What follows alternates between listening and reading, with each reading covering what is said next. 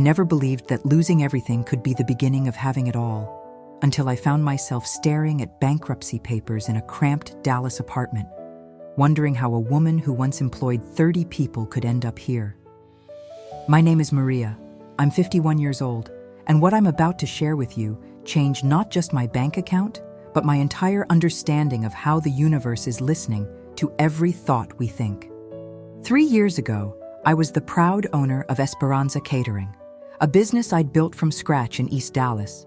For 15 years, we served quinceañeras, weddings, corporate events, bringing families together over food that tasted like home. I employed mostly women from my neighborhood, many of them single mothers like I once was. We weren't just a catering company, we were a family, a lifeline for our community. But sometimes the universe has different plans, and mine came crashing down on a Tuesday morning in March when my business partner, someone I'd trusted like a sister, disappeared with our entire operating capital. $60,000 gone. The contracts we'd signed, the equipment we'd leased, the employees depending on their paychecks, it all became my responsibility overnight. Within 6 months, I lost everything. The business, my house in Oak Cliff, my savings, even my car. At 51, I found myself moving into a studio apartment near Fair Park, sleeping on an air mattress, and wondering if this was how my story would end. Your thoughts create your reality, but at that moment, my reality felt like a nightmare I couldn't wake up from. The lowest point came on a sweltering August evening. I was walking through Fair Park, trying to escape the suffocating heat of my tiny apartment, when I saw families enjoying the evening, children laughing, couples sharing snow cones, grandparents watching their grandchildren play. I sat on a bench and cried, not just for what I'd lost, but for the dreams that felt impossible now. How do you rebuild at 51? How do you start over when society tells you your best years are behind you? That's when something unexpected happened. A woman sitting on the next bench over, I'll never forget her kind eyes, handed me a tissue and said, "Mia, whatever's breaking your heart right now, it's not the end of your story. Sometimes we have to lose everything to discover who we really are." She told me about a documentary series she'd just watched about mindset and manifestation, something called The Science of Getting Rich, featuring Dr. Joe Dispenza and other teachers. "It sounds crazy," she said with a gentle smile. "But what if crazy is exactly what you need right now?" I almost laughed. Manifestation? The law of attraction? I was a practical woman, a businesswoman who believed in hard work and spreadsheets, not wishful thinking. But desperation makes you open to possibilities you'd normally dismiss. That night, I searched for the documentary on my phone, using the free Wi-Fi at a nearby McDonald's. What happened next, I could never have imagined. The first episode talked about how our thoughts create our reality, not through magic, but through vibrational alignment with opportunities that already exist around us. Dr. Joe Dispenza explained how our brains are literally rewired by our repeated thoughts and emotions. If we're constantly thinking about lack, fear, and failure, we become neurologically programmed to notice and attract more of the same. I realized I'd spent months mentally rehearsing my failure story. Every morning, I'd wake up and immediately think about what I'd lost, how old I was, how impossible it seemed to start over. I was manifesting more of exactly what I didn't want through the power of intention, just in the wrong direction. But here's what hit me like lightning. If your thoughts create your reality, then I had more power than I realized. The same mind that had built Esperanza Catering from nothing was still inside me. The creativity, the determination, the ability to see opportunities, none of that had disappeared with my bank account. That night, lying on my air mattress, I made a decision that would change everything. I was going to become a conscious creator of my life, starting immediately. I didn't know how, but I was going to apply these universal laws and see what happened. I started with what the documentary called gratitude practice.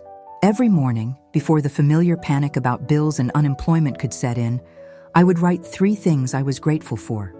At first, it felt forced. Grateful for free Wi-Fi, grateful for a roof over my head, grateful for my health. But gradually, something shifted. Raise your vibration, the teacher said. And I began to understand this wasn't just spiritual jargon. When I focused on gratitude, I literally felt different, lighter, more hopeful, more aware of possibilities.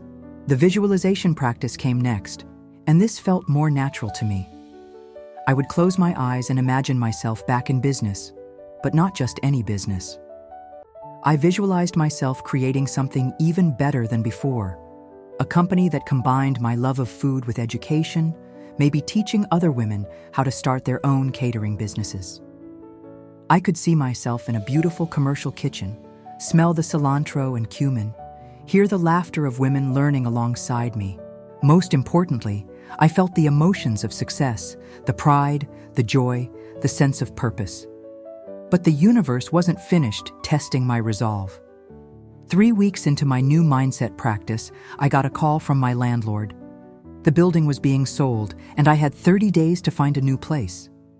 With no steady income and bad credit, finding housing in Dallas seemed impossible. This was my first real test of whether I truly believed in attracting abundance or if this was all just self-help nonsense. Instead of spiraling into panic, I did something that surprised even me. I sat down and wrote out an affirmation. I am grateful for the perfect home that is coming to me now. I trust that the universe is listening and providing exactly what I need at the perfect time. I repeated this every morning and every night, even when my logical mind screamed that it was ridiculous. Then came the synchronicity. 2 days before I had to move out, I was at the library using their computer to search for apartments when I overheard a conversation at the next table. A woman was talking to her friend about her elderly mother who lived alone in a large house in Bishop Arts District and was looking for a trustworthy person to rent the garage apartment in exchange for occasional help with groceries and household tasks. My heart started racing.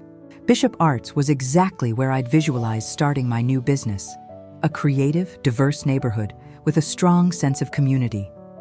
I walked over and introduced myself, and within an hour, I was meeting Senora Rodriguez, an 80-year-old retired teacher whose warm smile reminded me of my own grandmother. The apartment was perfect, small but clean, with a little kitchen where I could practice recipes.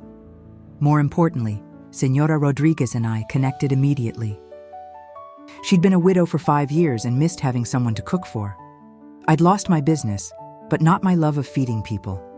It was a match that felt orchestrated by something bigger than coincidence.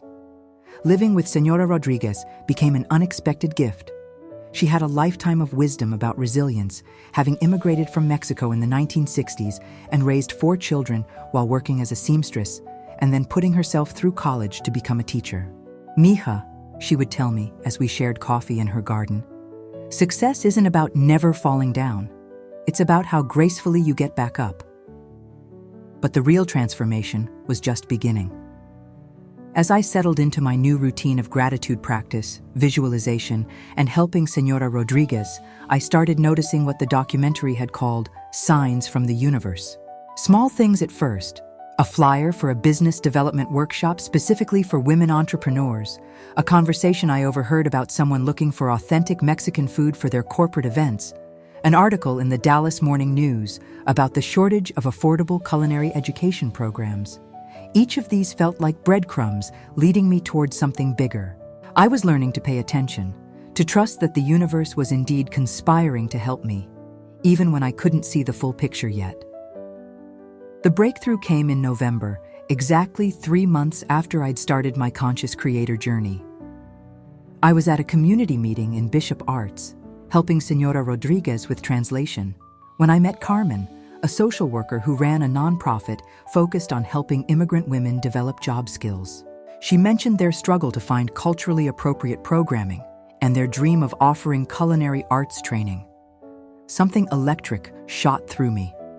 This was it, the intersection of everything I'd been visualizing.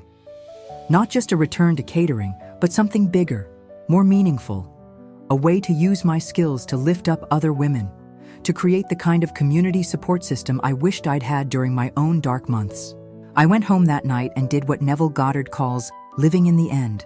I felt what it would be like to already have the program running. I saw myself teaching knife skills to eager students, watched them gain confidence as they learned to price their services, felt the pride of seeing their first successful events. Most importantly, I felt the deep satisfaction of purpose, of using my gifts to serve something larger than myself. Within 2 weeks, the universe started orchestrating what could only be described as quantum manifestation. Carmen introduced me to a city council member who mentioned a grant program for minority women entrepreneurs. That council member's assistant happened to be the daughter of one of my former employees, who gave me a glowing recommendation. The grant application deadline was just 5 days away, perfect timing that felt anything but accidental. As I filled out the application, I practiced what I'd learned about attracting abundance.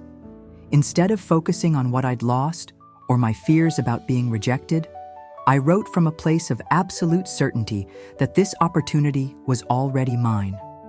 I described the program not as something I hoped to create, but as something that already existed in potential, waiting to be brought into reality. The call came on a Friday afternoon in December. Not only had I received the grant, but the amount was larger than I'd requested, enough to lease a commercial kitchen space, buy equipment, and pay myself a modest salary for the first year while building the program. I hung up the phone and cried. Not tears of desperation this time, but tears of overwhelming gratitude. In less than 4 months, I'd gone from sleeping on an air mattress to being funded to create exactly the business I'd visualized. But more than that, I discovered something profound about universal laws and my own power as a conscious creator. The cooking school opened in March, exactly 1 year after my original business had collapsed. We started with 8 women, immigrants from Mexico, El Salvador, and Guatemala, who had cooking skills but needed business training and confidence. Watching their faces light up as they mastered a new technique or successfully calculated their first profit margin, I understood something I'd never grasped before. True prosperity isn't just about money. It's about alignment with your purpose, about using your gifts in service of something meaningful.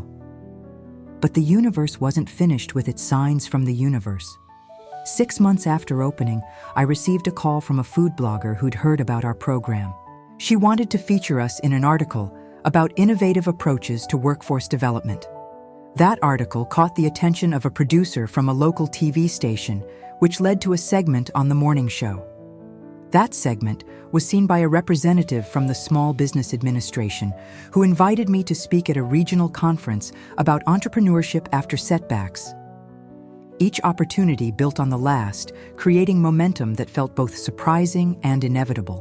I was practicing what Abraham Hicks calls allowing, staying open to possibilities while taking inspired action rather than forcing outcomes through struggle and anxiety. Today, as I write this, Esperanza Culinary Academy serves 40 women each year. We've expanded to include not just cooking and business skills, but also programs on positive mindset and spiritual awakening. Because I've learned that external success without inner transformation is fragile at best. My personal life transformed alongside my business.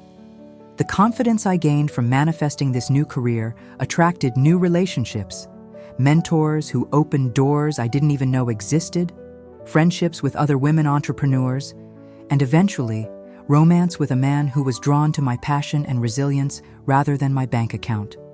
Financially, I not only recovered from bankruptcy, but exceeded my previous income. More importantly, I discovered what creating your dream life really means. It's not about returning to what you had before. It's about becoming who you were meant to be all along. The woman who lost everything 3 years ago was actually being prepared for something far greater than she could have imagined. Every setback, every moment of despair, every night spent wondering if tomorrow would be better, all of it was necessary to break down the limitations I'd placed on what was possible for a 51-year-old Latina woman from East Dallas. The universe is listening to every thought, every emotion, every belief we hold about ourselves and our possibilities. For months after my business failed, I was unconsciously manifesting more failure through my focus on loss, age, and limitation. But once I learned to align my thoughts and emotions with what I wanted to create rather than what I feared, everything changed. This isn't about positive thinking or pretending that challenges don't exist. It's about understanding that we are more powerful than we realize, that your thoughts create your reality through very real psychological and neurological processes. When we change our inner world, our beliefs, our focus, our emotional patterns, we literally rewire our brains to notice and attract different opportunities in our outer world. The law of attraction isn't magic.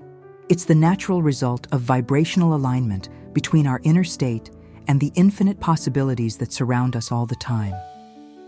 Success and abundance aren't reserved for the young, the privileged, or the lucky. They're available to anyone willing to do the inner work of becoming a conscious creator of their own experience. If you're facing your own business failure, financial crisis, or major life transition, I want you to know this. You are not too old, it's not too late, and you are more powerful than you realize. Your current circumstances are not your final destination. They're your launching pad for something greater. The documentary that Stranger recommended to me in Fair Park didn't just teach me about manifestation. It awakened me to my own creative power. Sometimes we have to lose everything we thought we wanted to discover what we were truly meant to create.